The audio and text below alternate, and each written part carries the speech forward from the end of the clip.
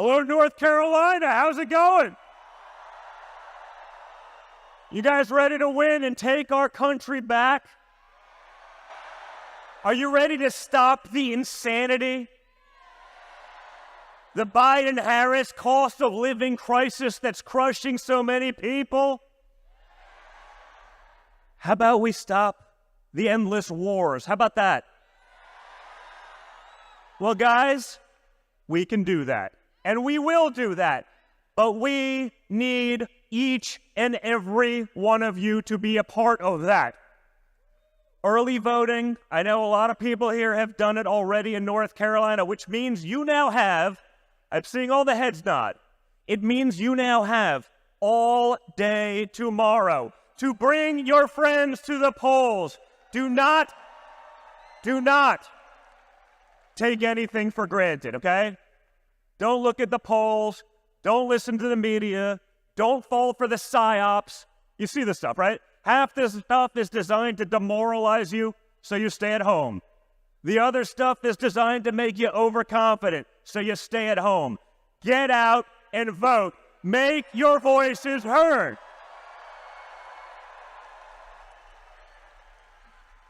It's simple, guys. If you show up, if you bring your friends, we win. And more importantly, we can end it tomorrow. Because if we win decisively, we stop them from playing the games where they drag it out for, oh yeah. You know what they're going to try to do. We've seen this playbook before, but this time we're prepared.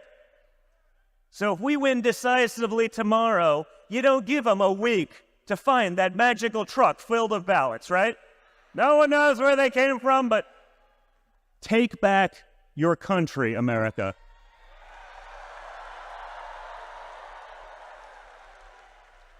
We went from a time of peace to a time of war in an instant. We went from a time of prosperity to a time of poverty faster than you could ever imagine. Kamala Harris is not going to change anything. We know that because she told us in her own words that she would not do anything differently.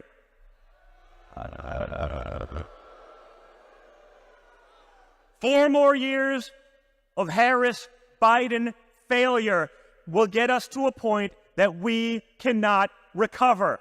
This is what they want. They want to be globalists. They want to replace Americans with the illegals who will be dependent on government and your taxpayer dollars. We know this because they're basically saying it at this point. They're not even pretending. They're saying all the quiet parts out loud. And so are the clowns that are representing them. So you guys, at this point, it is up to each and every one of you. So whatever you would do if you woke up on November 6th and Kamala Harris was president-elect, whatever you would do to stop that disaster for our country, for the world, and for Western civilization, whatever you would do it now. Do it till the polls close tomorrow night, and then start calling your friends on the West Coast to make sure they're doing it too. Get in line. Bring your friends. Stay in line. If you see nonsense, video it. Show it to everyone. Do not let them play their games. And if we do that, guys, we will make America stronger than it's ever been because we've assembled a team like nothing before. It's not just my father against the swamp. You have J.D. Vance. You have RFK Jr. on health. You have Tulsi Gabbard. And you have Elon Musk all ready to fight for you. So get out there. And with the same resolve that my father showed on July 13th when he took a bullet for America. You showed that resolve. You showed that level of fight. And you fight, fight, fight. Thank you, North Carolina. Get out there and do it. It's all on you.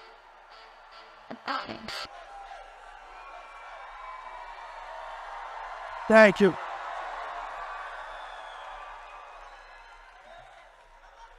Hello, beautiful, beautiful North Carolina.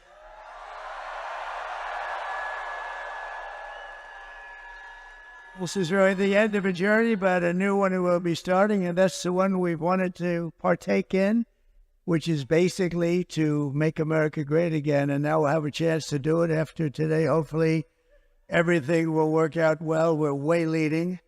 All we have to do is close it out. We have to close it out. If we get our vote, there's nothing they can do. This is one of those deals. If we get our vote, we're leading every swing state, which is unheard of for the Republican Party. We're always up at the end. They always were good finishes or bad finishes, depending. Sometimes they'd get there, but you'd always go in by losing hundreds of thousands of votes, and you'd watch it like a racehorse, and sometimes they'd get there, and sometimes they wouldn't. But with North Carolina, I always got there because we won every race, every battle.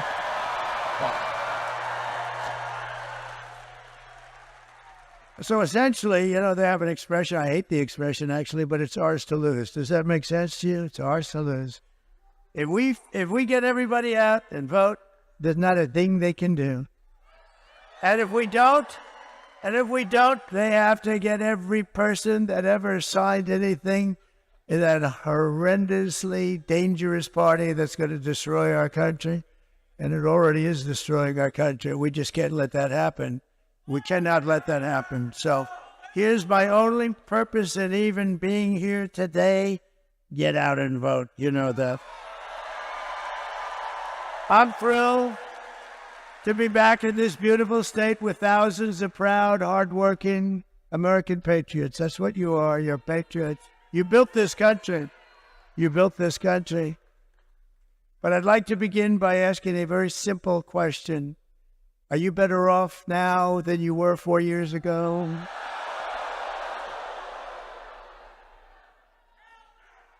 I've asked that question so many times. I've never had one hand go up for the other. With your vote tomorrow, I will end inflation. I will stop the invasion of criminals coming into our country.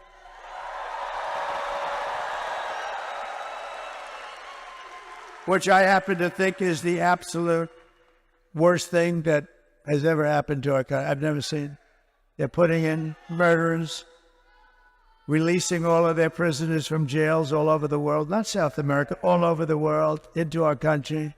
I think it's the worst thing. The polling, when I see the polling, I see that inflation and the economy are number one, which is sort of standard.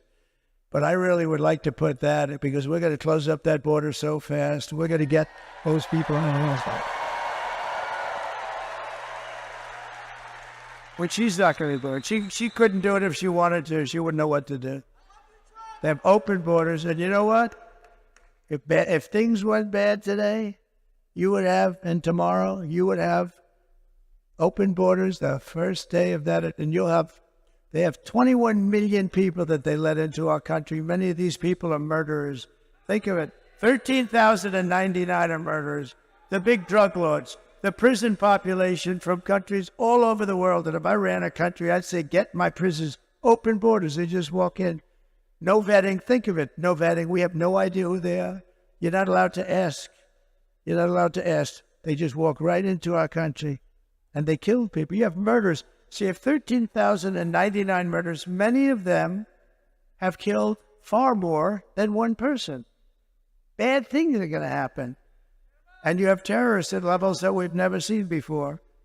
We had terrorists down the lowest we've ever. I had in 2019, and this isn't done by me, this is done by Border Patrol, which, by the way, endorsed me. They gave me a great endorsement. They said, he's the greatest president ever. He's the greatest president. The head guy, Paul, was great. He made a beautiful speech, but he said, He's the greatest president our country has ever had. I said, does that include Lincoln, Washington, and a couple of them? But it's very nice. But they gave me the strongest endorsement. And I have to say this, in the same little speech, they said she's the worst thing to ever happen to our country. And it's very hard for them to say that. She never made one phone call in 4 years to the Border Patrol. How we doing? I used to drive them crazy. They probably said, oh, no, it's the president again. Yes, but yes, we're fighting our president. I used to drive them nuts. When I had nothing to do, I said, call the Border Patrol. And we got, just drop that chart, please. That chart, my all-time favorite chart.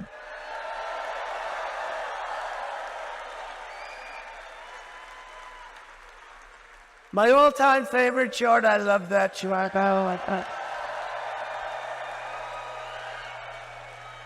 I sleep with that chart. I kiss it every night before I go. Because I wouldn't be here if it weren't for the chart. If you take a look at the arrow at the bottom, that was the day I left office. That was the lowest illegal immigration we ever had. And I kept it pretty good. And then you take a look, and we had Mexico pay for their soldiers. They didn't want to pay for their soldiers. I said, you have to give us soldiers while we build the wall. And they paid so much money to us, and they said, we're not going to do that. They actually laughed at me when I suggested it. And I said, here's what I'm going to do.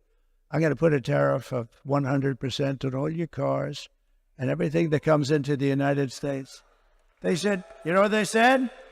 Sir, we would be greatly honored to let you have our soldiers free of charge. Thousands. How many would you need, sir? I said, as many as it takes. And they were great. They made a big contribution to our security, let me tell you. But they got to stop with, now we're talking Turkey. One of the first calls I'm going to make is to Mexico. You stop letting people come in through our border and come in through your southern border, and you stop it.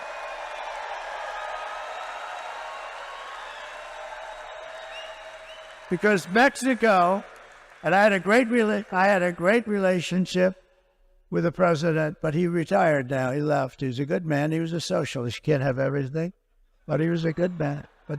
But they paid a fortune for the soldiers all in the border. We were able to have great numbers. Well, built 571 miles of wall. I was going to add 200 more. By the way, far more than I said. I was talking about 200, 250. We built 571. But nobody talks about it.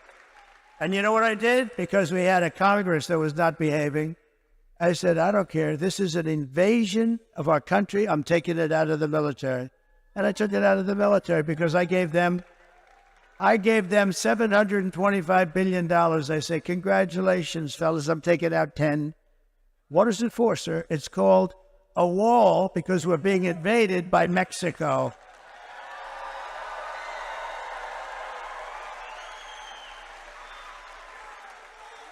But now we have a new president in Mexico. I suppose a very nice woman. They say I haven't met her. And I'm going to inform her on day one or sooner that if they don't stop this onslaught of criminals and drugs coming into our country, I'm going to immediately impose a 25% tariff on everything they send in to the United States of America.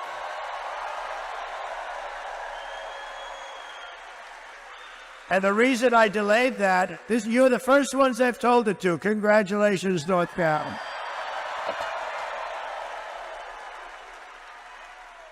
And it's only got a 100% chance of working, because if that doesn't work, I'll make it 50. And if that doesn't work, I'll make it 75 for the tough guys, and I'll make it 100. Then I'll make it 100. And at some point, they'll have so many soldiers on their southern border. You know, their southern border is where they come in. They come right through. And by the way, it has a 100% chance of working. It's only a question. I'll start off at 25%. That's a lot. Do you know Mexico's our #1 trading partner? Do you know what that costs? They make a fortune. They've taken over our country in a way since this Biden-Harris people. They became our #1 trading partner, and they're ripping us off left and right. It's ridiculous. They're not going to rip us off. They wanted $3 billion to meet with my, they wouldn't have said that with me. I would have said, oh, really? You want $3 billion to meet? I'd do the opposite. If you don't give us $3 billion, I'll impose the biggest frickin' tax. Dude. You know, I've never told you any of this, and I wanted to wait till the day because I don't want to have her. She's a low IQ individual. I don't want to have her say, you know, I had an idea last night while I was sleeping, turning, tossing, sweating. Because I sleep, I turn and I toss and I sweat, I sleep like, no, I don't even sleep, you know. You know, I've gone through 62 days without a day off. Every single day. Every single day. And you know what? She takes a day off every other day. Last week, she makes a terrible little, you know, she has these press conferences that last for about 2 minutes, and then she takes the day off. You know, when you're running for the president of the United States and you want to do it because you have to fix the country, that's the way I'm doing. Otherwise, I wouldn't do it. I could be at the most gorgeous beaches in the world right now, but I'd much rather be with you people because you people are, I like you people better. I'd much rather be with you. No, I would. No, and we're doing something historic. You know what we're doing is like, this has never been done before. They'll never have rallies like this. You know, we went to Milwaukee the other night, and we're doing great in Wisconsin, by the way. We could have filled that arena.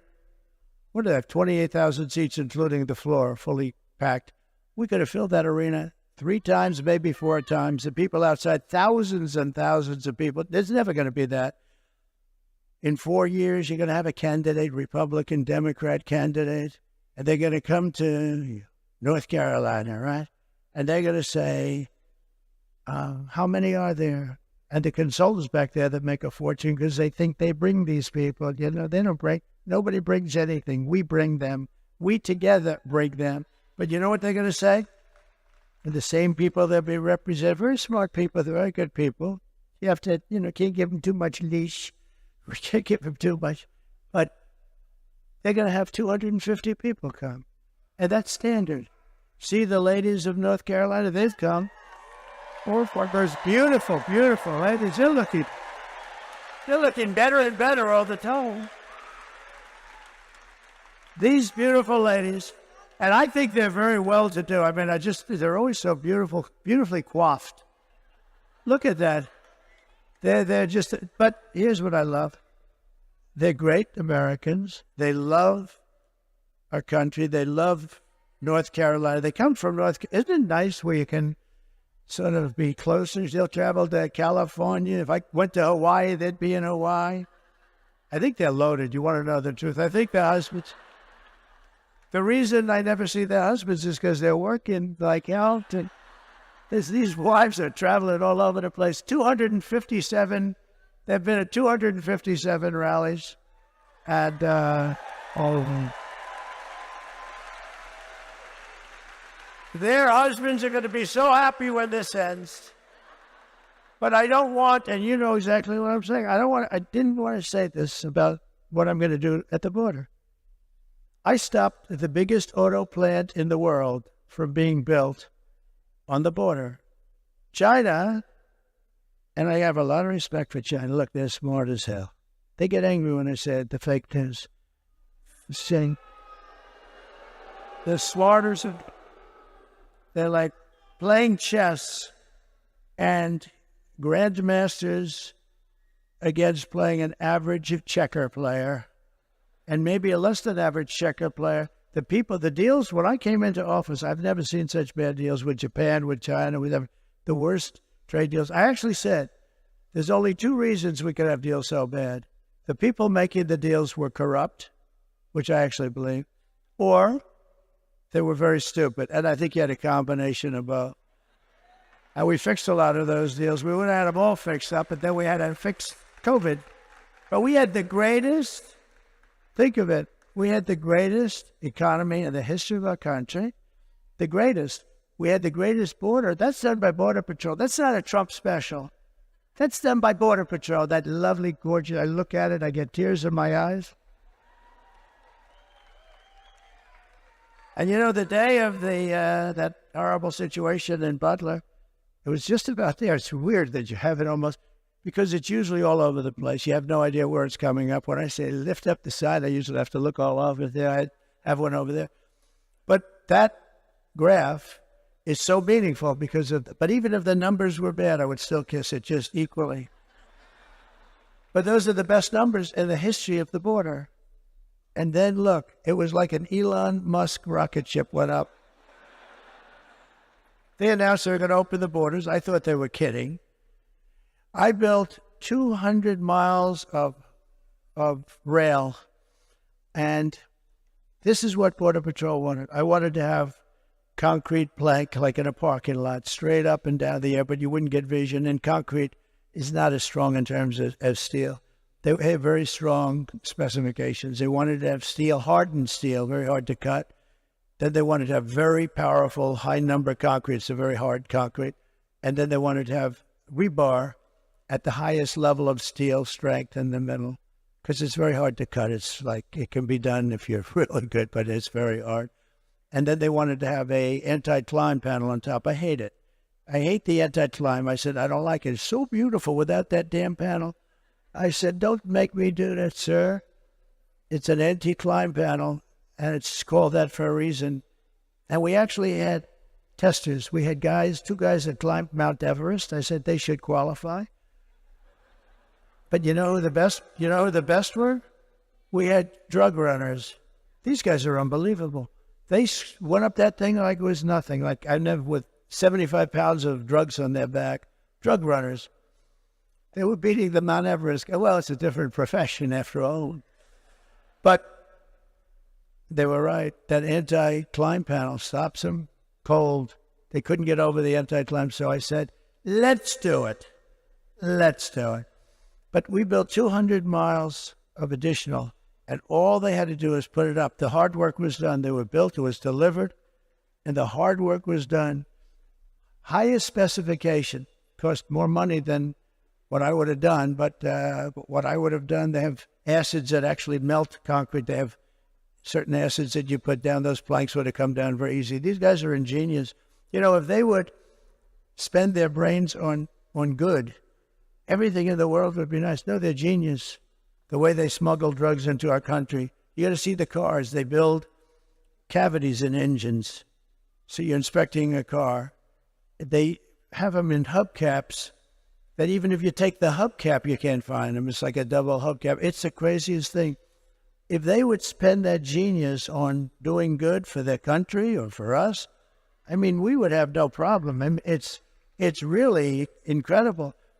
And, you know, the people that do the trafficking, what they do with the women is, they put them in trunks of cars. It's mostly women, by the way. Mostly women. A lot of people say traveling and trafficking. But the trafficking is women. And the reason is it's become as big as the drugs. And the reason is because of the Internet. The Internet made it a modern business and a big business. And I'll tell you, some of these guys are among the richest people in the world. And they run a real operation. And they essentially take care of Kamala because they even have an app where they can call. So they learn where they can drop people that they're putting into the country, where they can come through with drugs. They have an app. Can you believe you call an app? You're now a drug trafficker or a human trafficker, and you say, ding, ding, ding, hello? Where do I drop these people? Go about 7 miles up, and then go a mile left and just drop them at the opening in the gate. Okay, can you believe this? This is Kamala.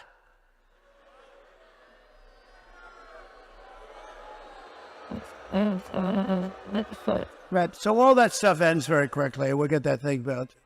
But they could have put up 200 miles. Oh, you know what they did with that expensive stuff? And that's expensive. They had it laying in the sand, laying in the mud. It was all there to be put up. All they had to do is flip it up. It goes like they put it up real fast. 3 weeks. The whole thing, we would have had 750 miles of wall. Think of it. And boy, walls work. Walls work and wheels work. You know, they never get obsolete, right? The computers, in about 2 minutes, they're obsolete. And, but we have the best computer guy there is, right? We have Elon. And he loves it. And you know where Elon is right now? Elon is right now. He's in Pennsylvania campaigning because he thinks it's the single most important thing he's ever worked on. Elon Musk, we want to thank him. He's an amazing guy. When I saw that rocket came down, when I saw that sucker come down, 22 stories, by the way. You know, people think it's like 5 feet high. It's 22 stories. That sucker's coming down, and it's those engines were blowing. All computers. He says it's all computers. You know, it's true. That thing. I said, "Oh man, it's gonna crash." No, dude, it's going right into the gantry. Right, it's gonna crash. And then the engines, the fire starts blowing. The bottom left, the whole bottom left is blowing, and it just pushed it up. And then it came down, and those two big arms, you saw the arms? They grabbed that thing like you grab your beautiful baby. See, I'd fight much better. Years ago, I would have said something else, but I've learned yet. I would have been a little bit more risque. Like you grab your child, and put it in place, and I called Elon. I said, "Was that you?" "Yes."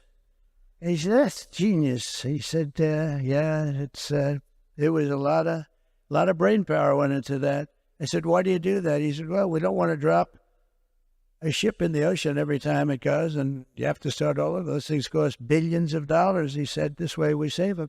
I said, "Can Russia do that?" "No." "Will they be able to?" "No, not for a long time." "What about China?" "No." You know, we opened up Space Command. We did the whole thing. If we didn't do that, we'd be way, way behind. Space Force. You know, Space Force. They go, one of the many things. We did so many things with the tax cuts, the regulation cuts, the right to try for those people that are terminally ill. You get the right to try our medicines here instead of going to Asia and Europe. Or if you have no money going home, which is about 99% have no money, and they go home. But the few people that have the kind of money you need for that go to Europe, that go to Asia, and we have the best labs in the world, and nobody ever talks about it. They tried to get it for 50 years. I got it done, passed through Congress. You think anything's easy to get passed through those guys? It's not easy.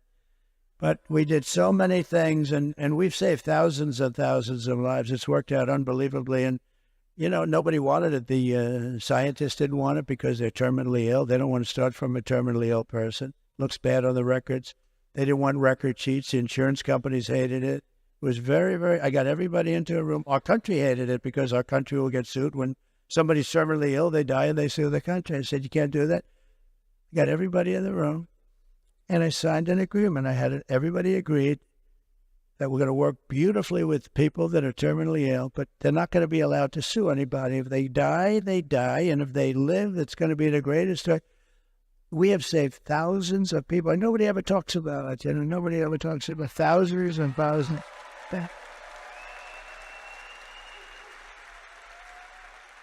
I mean, we have a person in this room who was saved by right to try.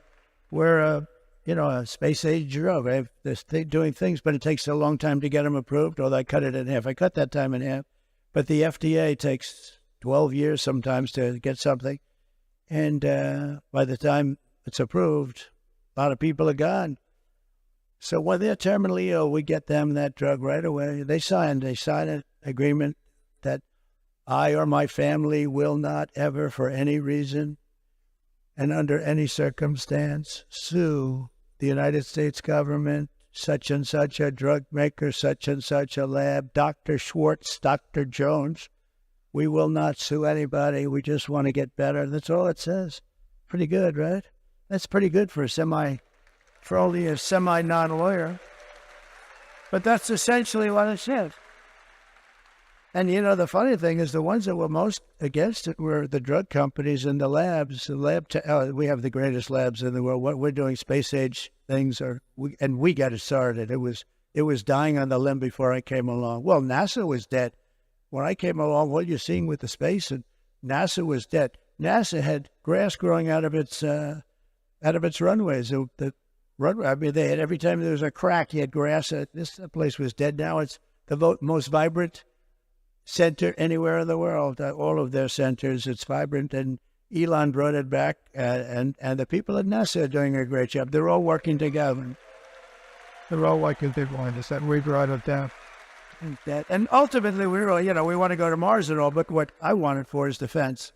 And Russia and China were killing us in space, and space is so important. It's going to end up being maybe, I don't want to say more important than the Marines, because they'll never speak to me again, but I'll tell you what, it is going to be right up there in terms of importance. It's important. If we didn't have it, we were being lapped by China. They have stuff up there, and Russia, even though they're a little bit busy killing a lot of people, a war that would have never taken place. Zero chance. I'd speak to Vladimir Putin a lot. It was the apple of his eye. Don't do it. Don't do it. I mean, I closed up his pipeline. It was dead. Nord Stream 2. Biden came in and he allowed it to go. But he closed up the Keystone XL pipeline. Think of that. I said, no, Joe, you got it wrong. You let Keystone go forward and you close up the Russian pipeline. But he did the opposite. And then they said, oh, Trump loves Russia. Trump loves Russia. That's the biggest project they've ever had. I closed it up. Then he came in. The first day he was there, he let him build it. So what is that? Oh, that sounds so cute. I love dogs. I love that.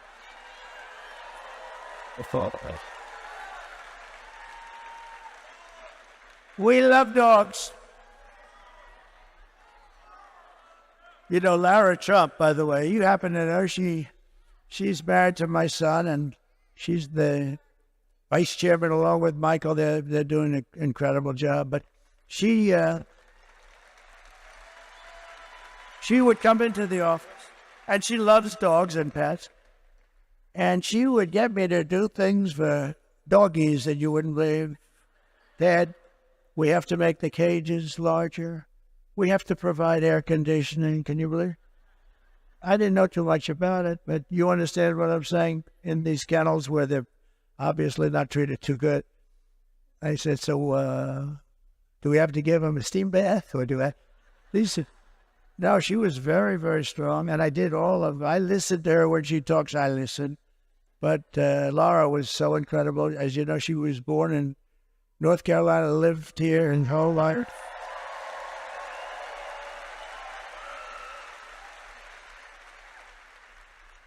And even Ted Budd, who's doing an incredible job. And I said, Ted, run for the Senate. And he said, I'll do it, but I'm only going to do it if Laura's not going to run. Is that right? He said, I'm only doing it if Laura. And she said, you know, I've devoted so much time and I'm raising these beautiful children. I have a great husband and, you know, and Ted is great. She said that. She said, you have a great guy and Ted, very nice. But he did say that. And I you know, a lot of people would say they'll bowl through. Nobody would have had a chance. They love her. They love her in the party. They love her even the Democrats love her. Can you believe? Stand up, Ted. Stand up.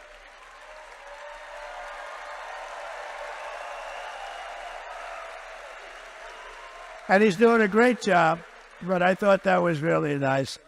And she knew he would do a great job.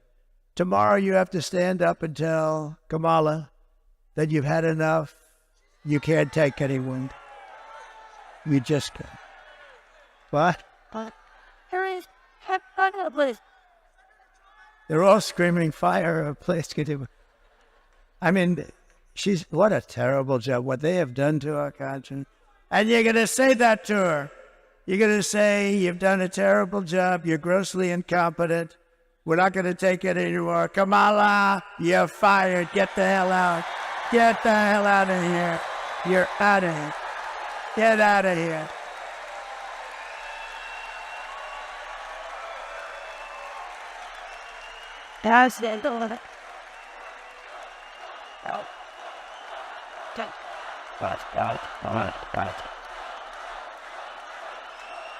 Thank you very much. So with your vote, we're going to win North Carolina. We're going to defeat Kamala. And we're going to make America great again. I hope you don't mind that entire opening. You know, I was going to get out of here. First, I'm doing 4 of these things today. They're big. And the voice is holding up just about barely, but I had to express it. You have been a very special group to me because I've won I've never lost a primary. I've never lost. In North Carolina, I've won everything. I won those elections. I've made all these friends. So I just did you a little bit of a thing. And by the way, the press will say, oh, you rambled. No, that's not rambling. You know what that is?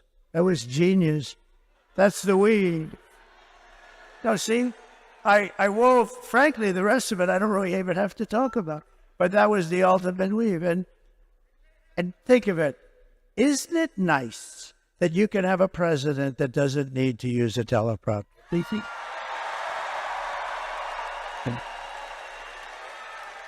Isn't it nice? That.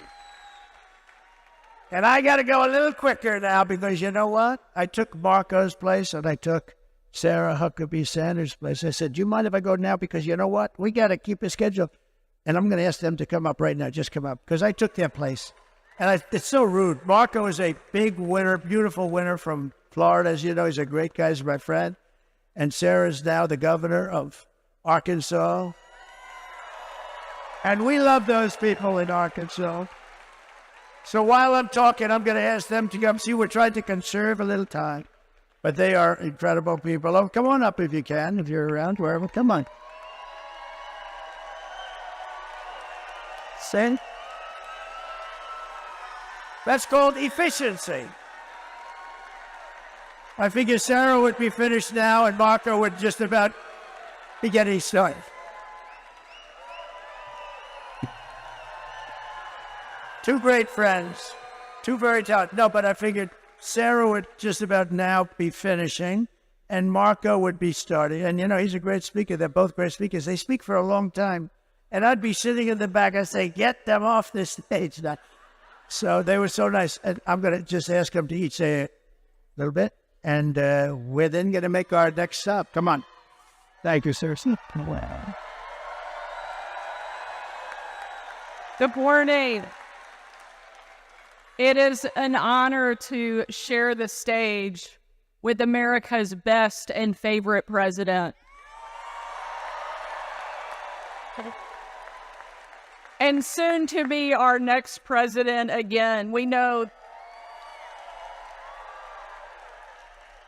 we've never had a president who fights more, who fights harder, and loves this country the way that Donald J. Trump does, and that's why we need him back in the White House.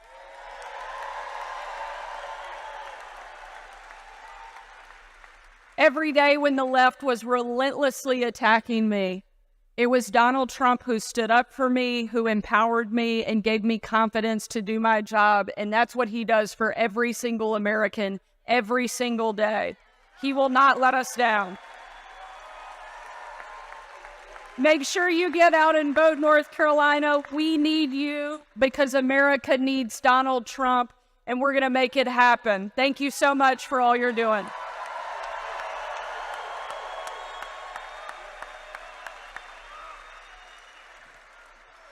We took thank you. Thank you. Thank you. Wow. Unfortunately, our country took a wrong turn 4 years ago, and now we're stuck in a malaise. Everything is bad news. Our border is broken. We're not respected in the world. Hardworking men and women have been forgotten and left behind. Our allies don't trust us, and our enemies don't fear us. We are tired of living in a country that is no longer dreaming big, but that is going to change tomorrow, and you're going to help change it.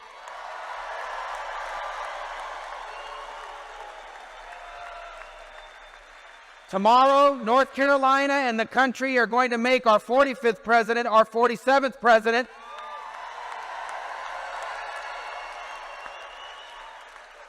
And with Donald Trump back in the White House together, we will dream big again for this country. We will be a country that once again is proud of its history, excited about its future, because together with Donald Trump, we are going to make America not just great, but greater than it has ever been before. Thanks.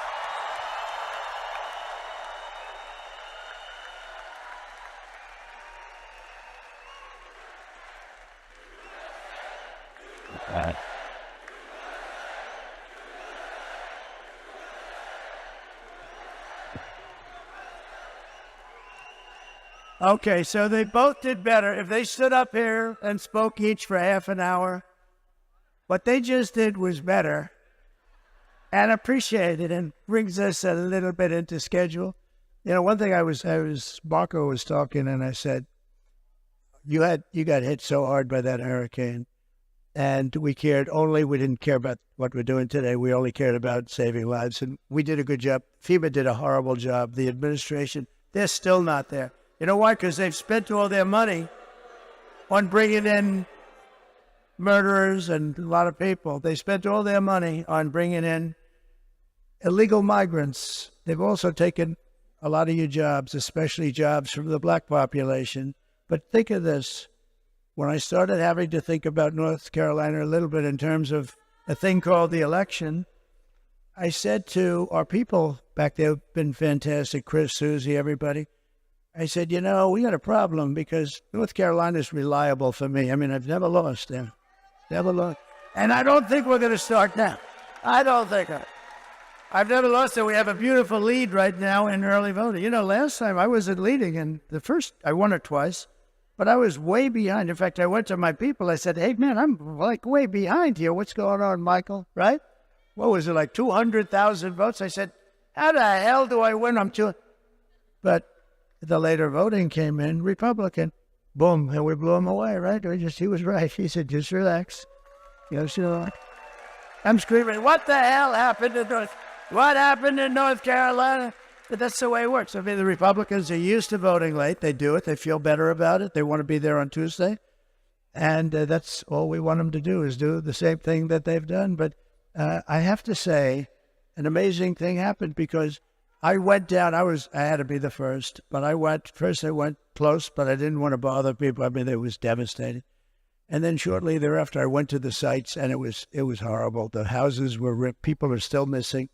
Many people died. A lot of people don't know that you've had terrible FEMA response, like non-existence. Franklin Graham was great, and so many other people were great. And I made a big contribution toward the effort, but I said, rather than me do it, I was ready to do it, but I said, I'll give it to Franklin and others that are doing so well. That's amazing. Some of the people that work there. So we gave them a lot of money and they're doing a job, but no response. But you know what? I said to Michael and I said to other people, these people have been wiped out. Their houses are gone. You got to see, I mean, trees are ripped, giant trees, 10 foot in diameter. They're ripped out like they were toothpicks. I've never seen anything like it, and just clean. Not only the houses gone, but the concrete foundations were taken out. You'd see them laying 20 miles down the road. It was the most devastating that you can imagine. I said, we'll be lucky. And this was a very Trump area. We know what that means. So it's Trumpy. They call it a Trumpy area. With a lot of love and great people, no crime, no nothing. Just great people, but it was devastated, essentially destroyed. You'll probably have it built back in about 15 minutes, right? Because that's the way you are, workers. But I said, if we get 50% of the vote, I don't know, they're not going to show up. So I figured anywhere, not having done this business that long, actually, I figured very accurately, anywhere from 25 to 50% of the people may come and vote. And here's what happened. The lines were through the roof. I don't know where the hell you all came from.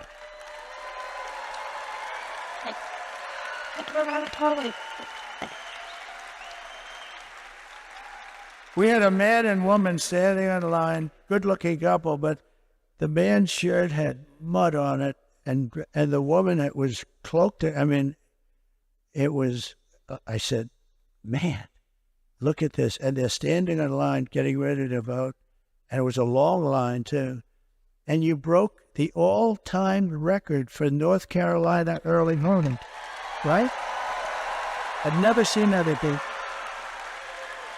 I've never seen. So we love you. Look, this is why our country is great, and it's people like you. It's really, really amazing. Over the past 4 years, Kamala has orchestrated the most egregious betrayal that any leader in American history has ever inflicted upon its people. She has violated her oath, eradicated our sovereign border, and unleashed an army of gangs and criminal migrants from prisons and jails and insane asylums and mental institutions all around the world, from Venezuela to the Congo in Africa, stealing countless American lives. They're killing people. They're killing people at will. Only days ago, an illegal alien from North, and this was a rough one. Just happened, you know that. An illegal alien from North Africa who Kamala let into our country with her horrendous open border, just a dangerous, horrendous situation, traveled to a Jewish neighborhood in Chicago and tried to execute a Jewish man on the street, shooting him in the back as he walked to synagogue. He then opened fire on police and paramedics, shooting an ambulance before police returned fire and ended his rampage fairly quickly. Our police, and by the way, our police have got to be respectful. We have to give their dignity back. We can't take their pensions, their house, their family. They want to stop crime. We have to let them stop crime. We have to give them their dignity and their honor back. In July, an illegal alien who Kamala released into our country again with her open border, just walk right through, sir. Did he do anything wrong? And they could look, you know, the guys from ICE, they're great, and they could look at somebody and say, they can say where he's from, what he did, how many people did he kill, and they don't like what they're doing. They have a much easier job doing what they're doing right now, but they want to stop people, or they want to get them out, or they want to put them in jail. Some are so bad you can't actually let out. If you did, it would actually be dangerous just to bring them back to their countries. Their countries weren't accepting them back until I came. You know, with Barack Hussein Obama, I call him the Great Divider. He's the Great Divider. And he hit, and Michelle hit me the other day. I was so nice to her. Out of respect, I was saying, she hit me the other day. I was going to say to my people, am I allowed to hit her now? They said, take it easy, sir. Sir, take it. My geniuses, I'm tired of this. They said, just take it easy. Oh, what do you mean? She said bad about me. I can't hit back. Sir, you're winning. Just relax. Is that good advice? Is that good or bad advice? I think it's neutral. You know what the response is there? It's like, nah. What do the ladies from North Carolina think about hit back or just relax? Huh? Oh, they say hit back. You say hit back. I'd actually love to hit back, but we'll hold it a little while. We'll hold it. I'd love to hit back, but oh, no. She took some shots at me the other day and said, whoa, what have we here? I'd never heard that before. I've always treated her very nicely. But he's the Great Divider. Barack Hussein Obama, he's a great divider. But he never did, he came out same way for Hillary. How did that work out? Oh. And here's news, it's breaking today. Sleepy Joe Biden has announced officially that he likes Trump more than he likes Kamala.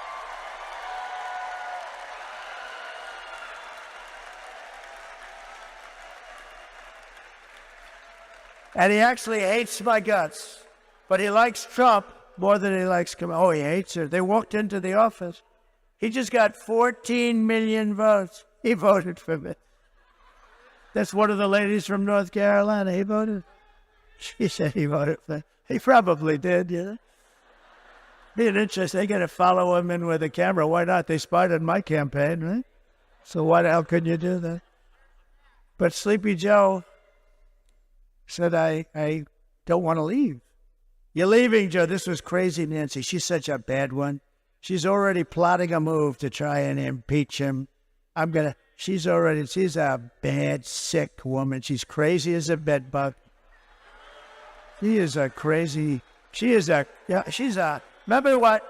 she ripped up the paper behind me? She could have gone to jail for that. You're not allowed to do that. I think Nancy Pelosi is a disgrace. They impeached me. on no evidence. I did nothing wrong. Fortunately, the Republicans stood up for me 100%. But Nancy Pelosi is a disgrace. The hatred she brings, she's got real hatred. And yet she can sell a stock like Visa last week, right? And the following day, they announced a major investigation into Visa, but she got out. And the fake news back there does nothing about it. They should be ashamed of it. Yeah, treat. And by the way, just to get it straight, because there'll be reports already probably out over the wires, I should have done. I'm only kidding about Joe. He didn't officially say that, but I believe, okay? It's probably already out on the wires that we have an official report from, because this is pretty big stuff up here. So when I say it's official, no, I'm only kidding. In July, an illegal alien who Kamala released into our country was arrested in Charlotte, North Carolina for stalking a woman into a public bathroom and attempting to forcibly rape her. In Wilmington, North Carolina, 3 months ago, an illegal from Venezuela brutally stabbed a man to death just 4 days after he was arrested for domestic violence. But instead of being deported, this criminal alien was released so he can kill, and that's what he did. These terrible atrocities are happening every day in our cities and towns. They're going after young girls. They're going after old men. They're going after anybody that moves. They don't care. And, different from us, the moment they kill, they don't even think about it. We don't kill. But can you imagine if something happened and it would be devastating. They don't even think. They wake up the next morning and they don't even think about the damage and the havoc and the ruin they've caused families and the pain. And these are coming back. These people are coming into our country at levels that have never been seen in any country. No third world country would allow it. They'd stand at that border with sticks and stones and say, "You're not coming in here." I want you to hear directly from a mother whose world has been shattered because Kamala led savage illegal alien murderers into our country. Please. Sunday night, I asked her to not stay up super late because of her coming to work with me in the morning to do her summer school. She said, okay. I told her good night and I love you. I went to bed, not realizing that was going to be the last time I saw her. We're best friends. We're going singing again. I woke up to notice she wasn't in her bed. I'm in my heart trying not to lose my mind because I don't know where she is. I finally remembered her phone had a location on, and her phone was pinging just 2 minutes down the road, right behind the skate park.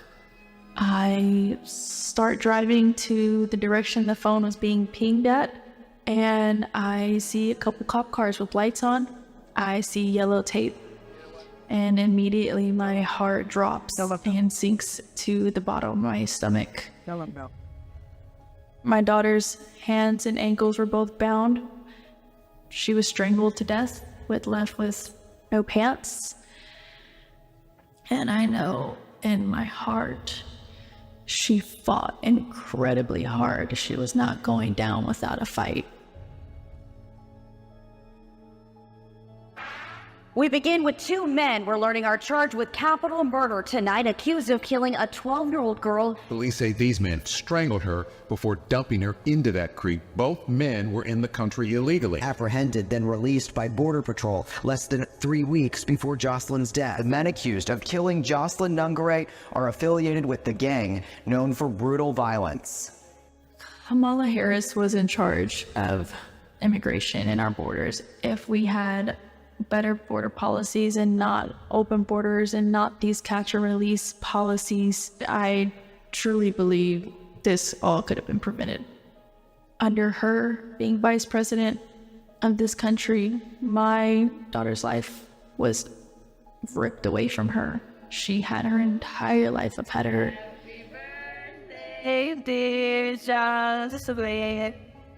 My daughter is 6 feet in the ground based off of policies that she allowed to keep.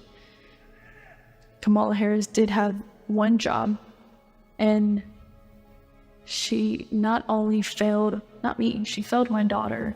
She failed Jocelyn. And she was only 12. President Trump reached out, gave me his sincerest condolences as not a former president, but just as a father, someone who cares. I believe Donald Trump needs to be back in office. I can at least know that my next child will be safe in this country.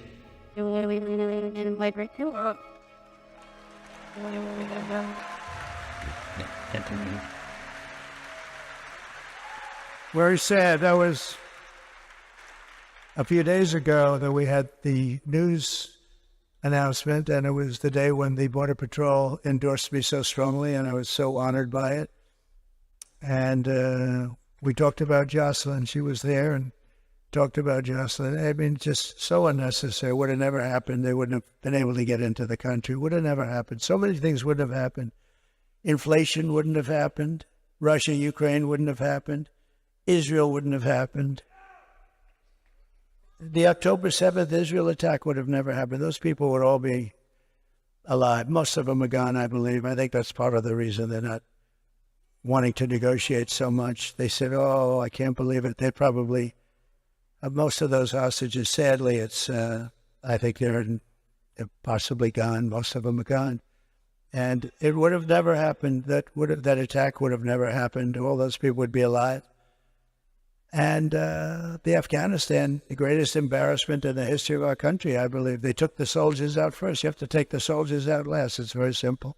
Milley should have been fired. All those generals. Kelly should have been. Kelly was such a disaster. They, some people are good, some people are not good. Some people are stupid. But who would think that you take the soldiers out first? Mattis made big mistakes. But remember this about our military. We defeated ISIS. And I got you into new wars because we had great people. I had mostly great people.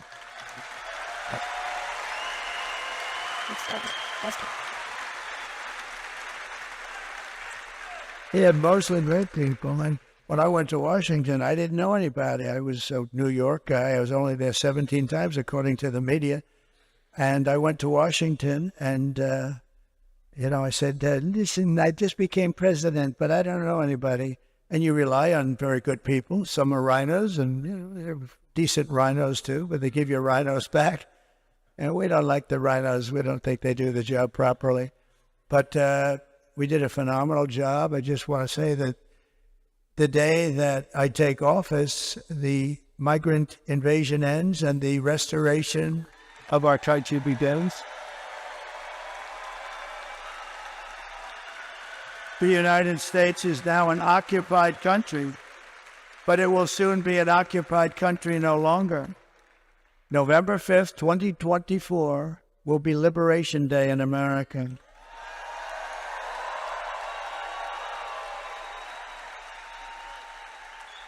And on day one, I will launch the largest deportation of criminal program in American history.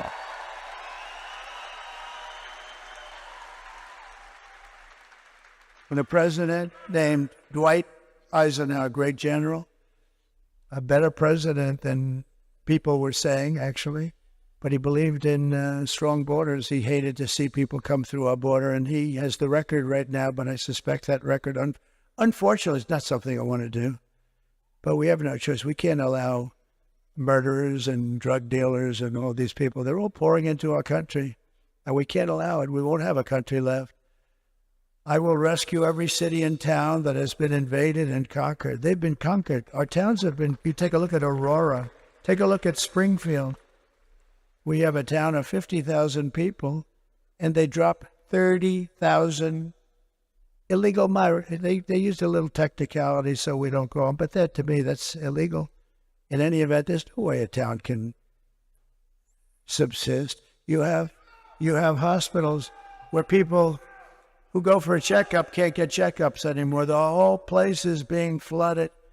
And they come from largely a troubled country, a very troubled country, very dangerous country, but a very troubled country. And they have another little problem. They don't speak a word of English. So the mayor, who's a nice guy, is looking for interpreters. This isn't what we're all about. 30,000 people going to a 50,000 people town. Springfield, Ohio. No problems. We had a beautiful, beautiful little town, and now it's horrible. And this is happening all over. Those are examples. Aurora, in Colorado, you have a radical left lunatic governor that has no idea what the hell he's doing. And Colorado should vote for me because of what they put me through. They tried to take me off the ballot when I was leading both the Republican and Democrat parties. And it went to the Supreme Court of the United States. And in a unanimous decision, they say, I'm sorry, you're going to have to beat him at the polls, you know? You're going to have to beat him at the polls. And hopefully they're not going to be able to do that. And the people of Colorado, you know who is more angry about that than the Republicans? The Democrats, the regular Democrats. And I think we have a chance of, I hope that Colorado's watching now, and I think we have a chance of winning Colorado because of what they did. That was, you talk about democracy. That was a threat to democracy. See, that was a real threat to democracy. And we will put the vicious and bloodthirsty criminals in a jail. We'll kick them out of the country. We'll take care of it. But to expedite removals of Tren Day, Aragua, and other savage gangs like MS-13, we have a lot of gangs. They're bad ones. They're tough people. Thank goodness we have ICE and Border Patrol, and we have great law enforcement. We have great law enforcement.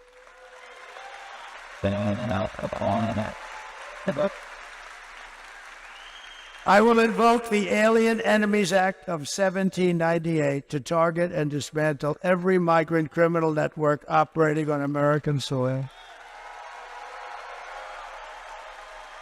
And if they come back into our country, it's an automatic 10 years in jail with no possibility of parole. And I'm hereby calling for the death penalty for any migrant that kills an American citizen or a law enforcement officer.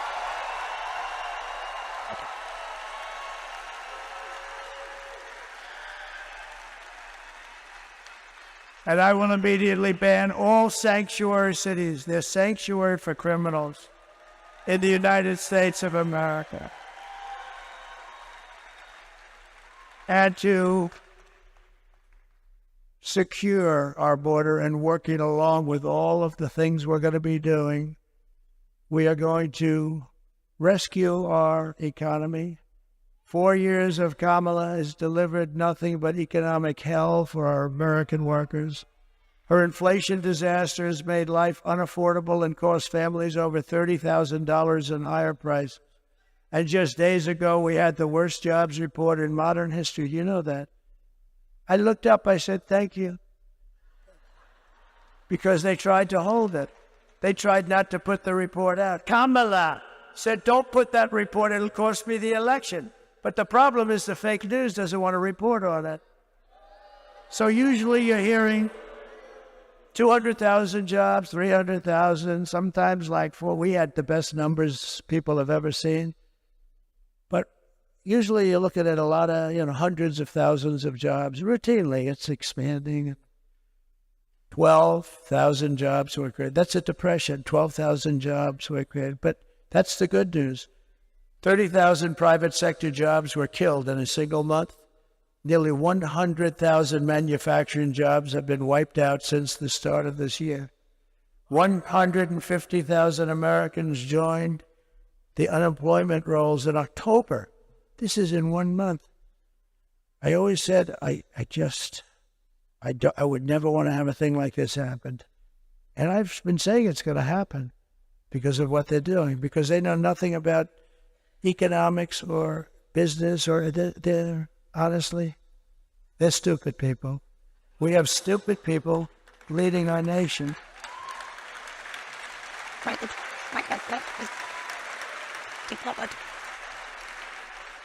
And nearly 250,000 people dropped out of the labor force. They dropped out because they couldn't get a job. And can you imagine that? Can you imagine? These are the numbers, and they don't want to talk about it, but that's okay. These numbers are disqualified. These numbers make them, because the famous quote, it's all about the economy, stupid. We have the worst economy that we've ever had since the 1929 Depression. These are depression numbers, and it's going to get worse. But see, they'll blame it on me. She just said, they'll blame it on me. But you see, that's what I didn't want. I didn't want to be sworn in and then have these numbers come then. I said, I hope it comes before I go into office. Otherwise, I'll get blamed. I didn't want to be a certain president. Thank you. I didn't want to be a certain president that had to preside over. He got into office, and it all crashed down. People jumping off buildings. It all came. This is the beginning. Just remember this. This was an important date. Last week, the end of last week. Remember, that was a very important time. Just think, a few months ago, they fraudulently claimed 818,000 jobs were created. 818,000, and it was a fraud. When in fact, there were no jobs that were created. It was all a lie, and they thought they'd be able to get away with it through the election, but there was a whistleblower, and the whistleblower couldn't stand what they were doing and blew the whistle on them, and they got caught.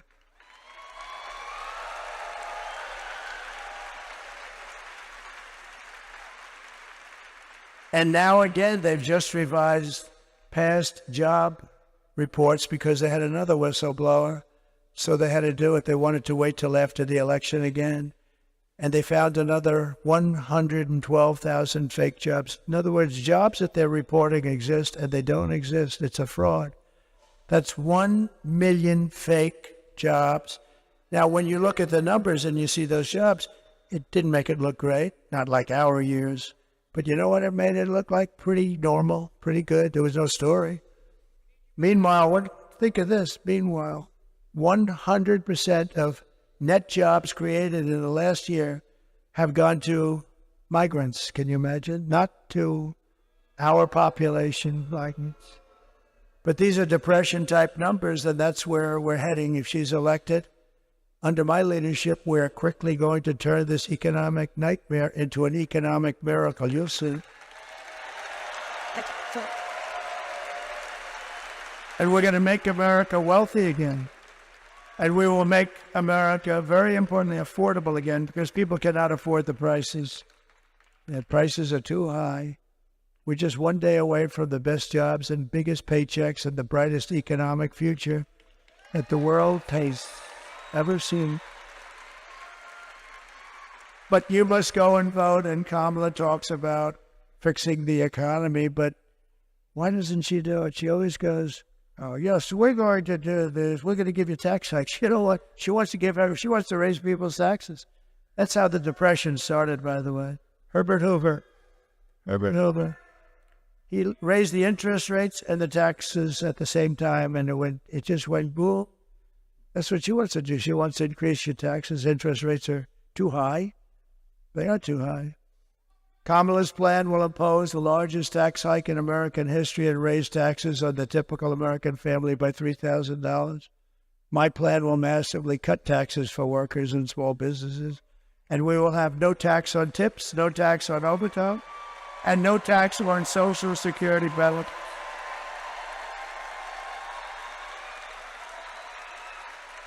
To rapidly reduce inflation, I will end Kamala's war on American energy, and we will drill, baby, drill. We're going to do right.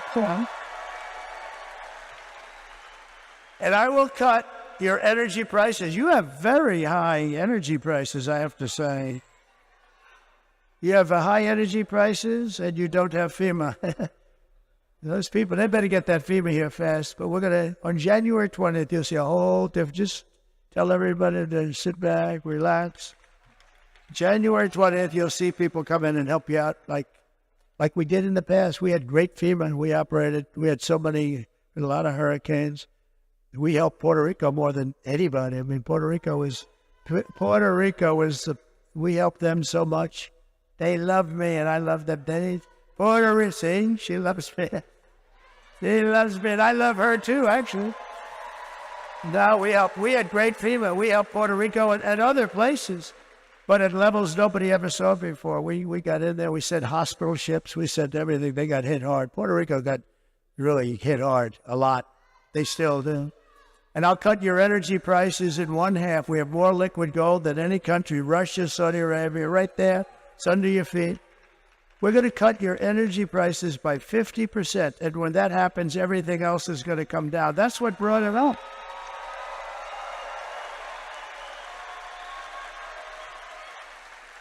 Now, before leaving, I just want to introduce some people that have just been great. Senator Ted Budd, you know, he's great.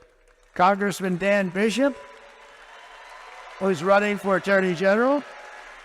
And he was a great congressman, and he'll be a great Attorney General. Candidates for Congress, Brad Dodd and Alan Swain, they're terrific. Please. Well, good luck. I heard you're doing great. Our great RNC chairman. Now, if we don't win, I'm not going to be saying that. I'm going to take it back. But I think we got it under control. Wouldn't you say? The great Michael Watley of North Carolina. Well, that'll work. And Michael had one message for you. Oh, we don't need your money. We don't need anything. Got plenty of money. We got plenty of everything. All we need is a very simple vote. Just go out and vote. And get your friends to vote, too. Bring them along, you know? And a man who I'm so proud of because he stepped into very big shoes, Michael's shoes, GOP Chair Jason Simmons. We looking good? Okay, these guys don't let us down. I mean, I took the man from North Carolina, I moved him to the top. That's a nice statement. But all those other things were falling off a cliff, right? Ballots have been found, but this guy had 603 lawyers, and we had him stymied. You don't think they would have done that here, Jim? But we have a good legal team now. We're watching them, and they're watching. They don't know what. I think they're very upset at what we've done. But Michael has really established some power to have all we want. And we don't want any. We just want a fair election. That's all we want, you know? A friend of mine and former acting Attorney General Matt Whitaker. Thank you very much.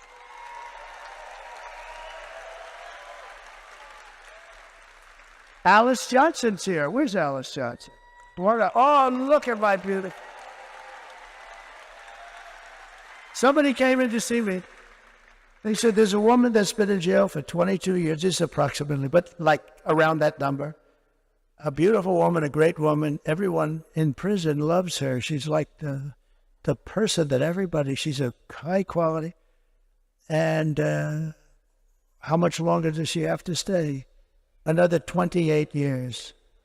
She's been there for 22 years. The model prisoner, and people called me about her, been hearing about her.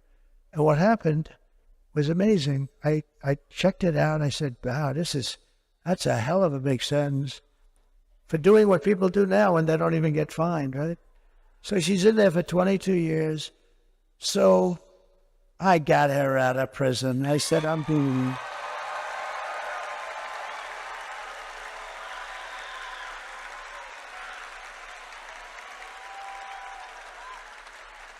You look beautiful. Wow. Can you imagine? She was actually on a phone call. They had a couple of guys selling drugs and stuff, and she was on the call. They gave her 22 years plus, I guess, 50, 60 years or something. I mean, it's unbelievable. Today, they wouldn't even give you a fine. And it's, you know, and that's no good either, by the way, because what's going on.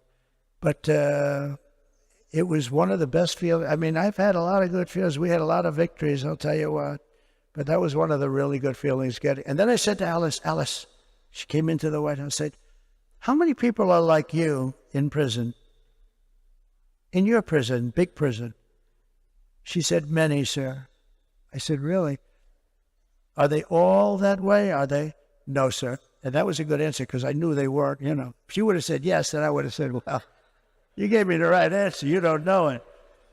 But she said, many, many great people. I said, give me a list of your top 25 or 30 or 50 or 10. whatever it is, give me a list of really good people who shouldn't be there. And she gave me a list, and we got every one of them out immediately, right? Right?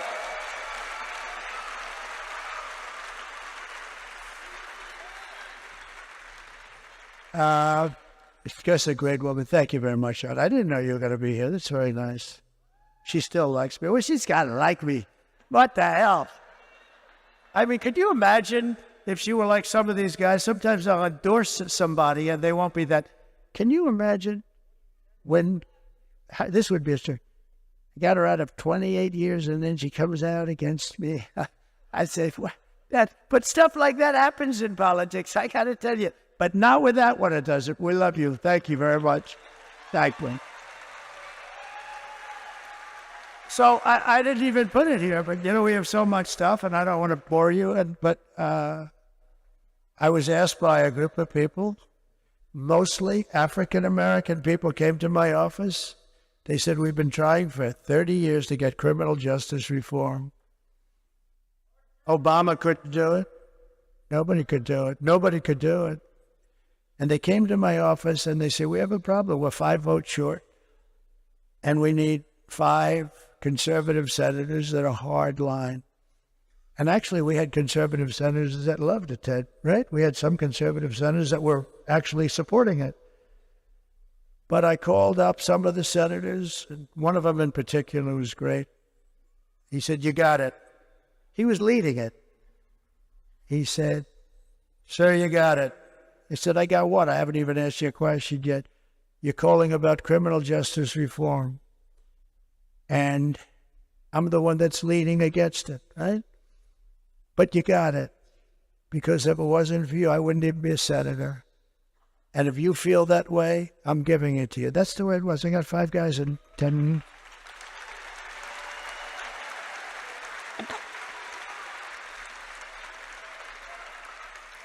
And we got it done, and it was very, because I see this guy, I don't know who he is, but I see him on television. Sort of a lightweight, I think, not a very smart guy. But you know what? He came in, he was one of the people that came into the office. A black gentleman named Van Jones, right? Right? So he came in, and I was impressed with him. Good-looking guy. He was crying uncontrollably that it was going to fail again.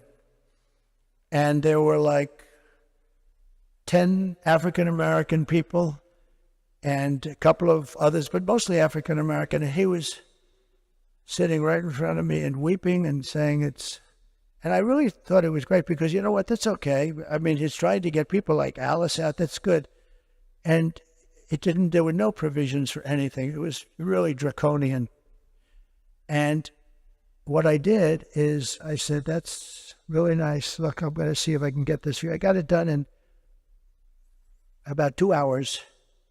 And we had criminal justice reform. And they announced a news conference that night. Van Jones,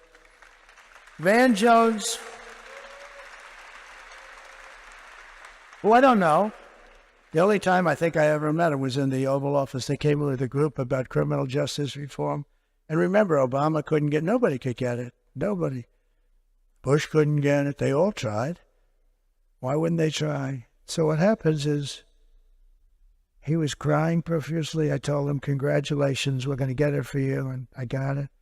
And then they announced a news conference that night in some place in Washington, D.C., and he was heading up the news conference. I said, First Lady, come on over here. I'm going to show you something really nice. This is really a beautiful thing. I'm very happy I was able to do this. I got them the vote that they could have never gotten, 5 conservative senators. You wouldn't have gotten these guys. So you got to know what we're dealing with here. They were seriously hard right, and that's good. That's fine. You got hard left, you got hard right. And I said, First Lady, people love, she's got the #1 best-selling book in the country. Can you believe it? Can you believe it?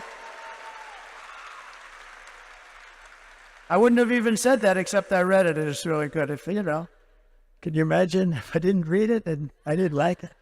No, she's great. She loves you. She says hello. But she got the #1, that's a big achievement in life. On the New York Times list. Do you know how that book has to sell 20 times more than it should in order for her to be the #1 bestseller? So we're proud of her. She's great. And She was a great first lady. People love her. People like her. And I said, First Lady.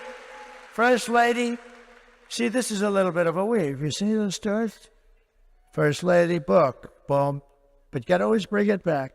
When it comes to a time when it doesn't meet at the bottom, then it's time to say, let's not do this shit anymore. We won't do this anymore.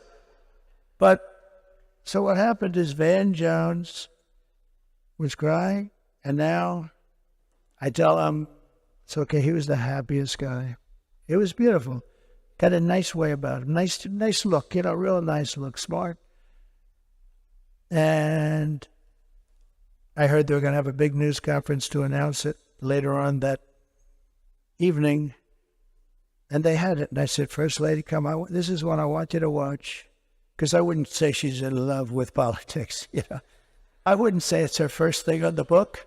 She's not in love with politics. She said, it's a very unfair situation. But I said, welcome to politics, right? But she's been so popular. She's raised so much money for people with Be Best. So I said, listen, you got to watch this. So we sat down and we were watching the news conference open, and Van Jones was introducing everybody that I never heard of any of them. I want to thank this one. I want to thank that one. I want to thank Al Sharpton. The guy had nothing to do with it. He had nothing. It was just a con job. I've known Al for a long time. It's just a con job. So I want to thank Al Sharpton. He wants to thank all these people. I never met any of them. Some were names. He was thanking Democrat senators that opposed it. He was thanking everybody. And before it started, I said, honey, look, we're human. I said, baby, wait till you hear the nice things he says about me. It's unbelievable. It's going to be unbelievable. So come here, because this is really bringing the country together. So she said, oh, that's nice. So we sat and watched. And after announcing the first 10 or 12 names, she looks at me.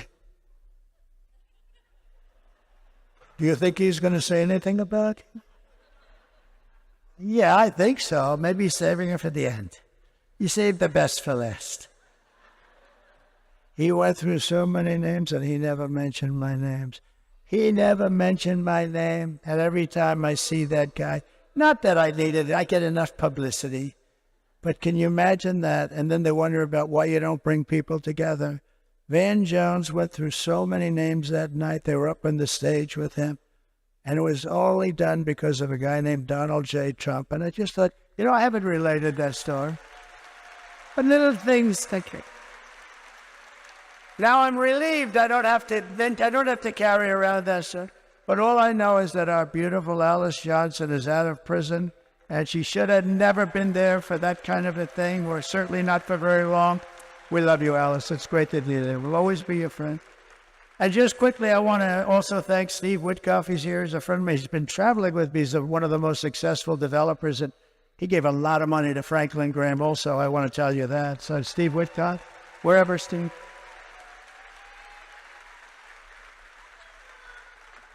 Thank you, Steve. And Howard Lutnick is, along with an unbelievable woman, Linda McMahon, heading up transition. And they're going to do a great job. He's got a great story. He's been a very successful person, but he had to rebuild his firm because of the attack on the World Trade Center. He lost his entire firm and then rebuilt it bigger, better, stronger. And he gave a big portion of the proceeds to the people that were killed. He lost the top 3 floors of the building he was on. His firm, Cantor Fitzgerald, was on the top 3 floors of the World Trade Center. They were all gone, including his brother. And he rebuilt that firm, and it's now bigger, and he gave a big chunk. He didn't have to do that, and he's just a very highly respected man on Wall Street, and he's involved in the transition at a high level. And I also would like to pay homage and Ed, because they're great people. They're great people. It's, we all like to brag about our kids, and sometimes maybe we shouldn't. And some people, but you have your kids, you love your kids, but these are great children, they're not children anymore, but to me, they'll always be children, right? They're your children. If they're 25 or 35 or 40, Don is not a child. Eric is not a child. Tiffany is now going to have a beautiful baby.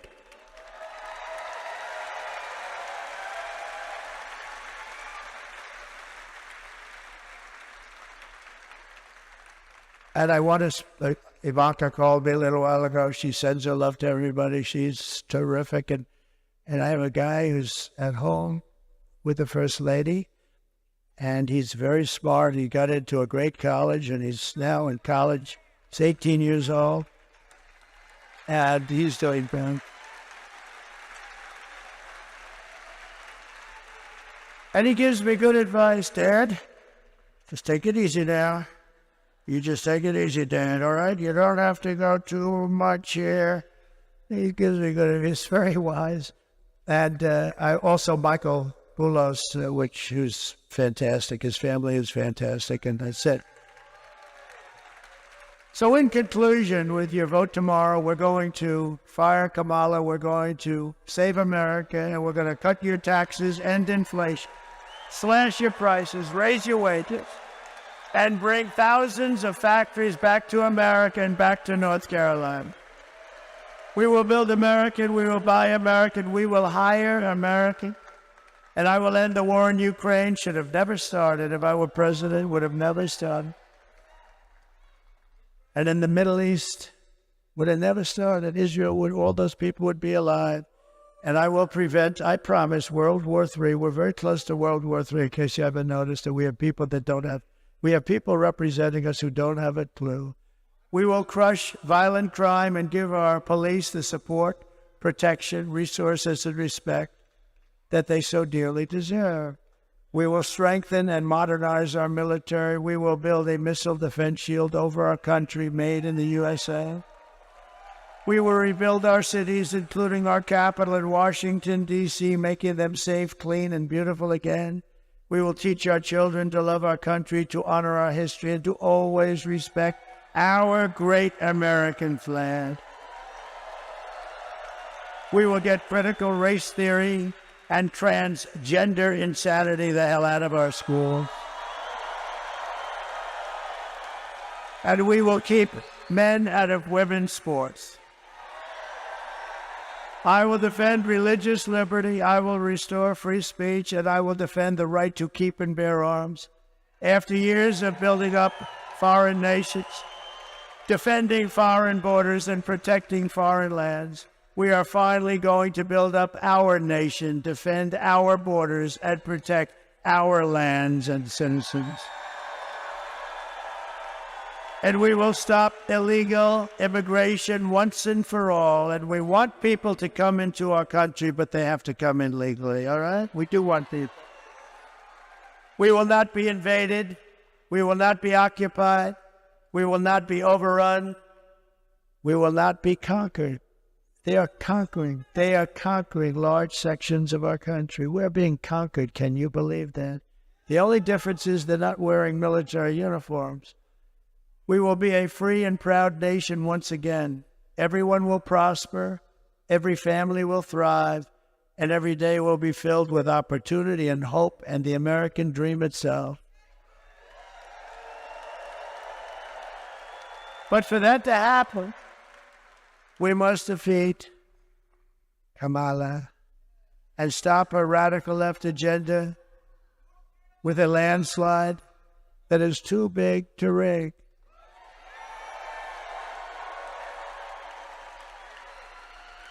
Kamala destroyed perhaps the greatest city in our nation, San Francisco. It's an embarrassment what's happened to San Francisco. We're not going to let her destroy our country. So all I need is for you to get out and vote. For the past 9 years, we have been fighting against the most sinister and corrupt forces on earth. We have together, all of us together. With your vote in this election, you can show them once and for all that this nation does not belong to them. This nation belongs to you. Belongs to you. Because it was the hard-working patriots like you who built this country, and tomorrow it is the hard-working patriots like you who are going to save our country.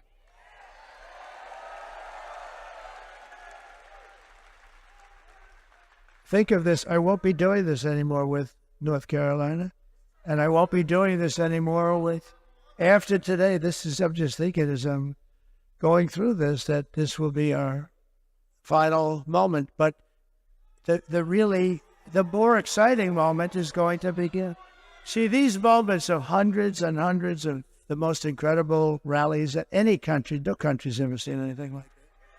But these moments that we've had together, these really were just to create what we hopefully will create tomorrow, which is we're going to make America great again. We had to get there and sit down. So we'll have many meetings, but we won't have rally meetings. We're going to have, maybe we'll rally in our success. Because we're going to make our country, we're going to make our country so successful. We did it. We had the greatest economy, best. You see the numbers, you see the charts. We did such a good job, but we'll do a much better job now because I know the people. Now I know the good ones, the bad ones. I know the weak ones, the strong ones. I know the stupid ones. I know the smart ones. I know them all. After all we've been through together, we stand on the verge of the 4 greatest years in American history. With your help, we will restore America's promise and we will take back the nation that we all love so much. We are one people, one family, and one glorious nation under God. We will never give in, we will never give up, we will never back down, and we will never, ever surrender. Together, we will fight, fight, fight, and win, win, win.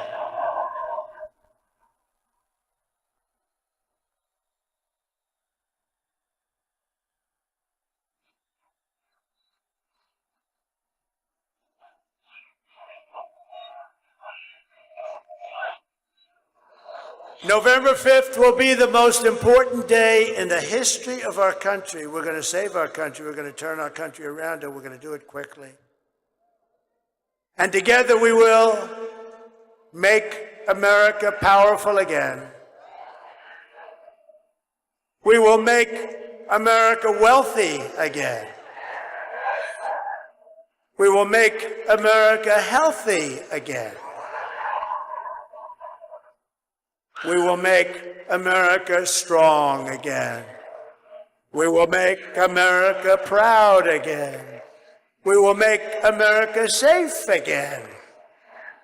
And we will make America great again.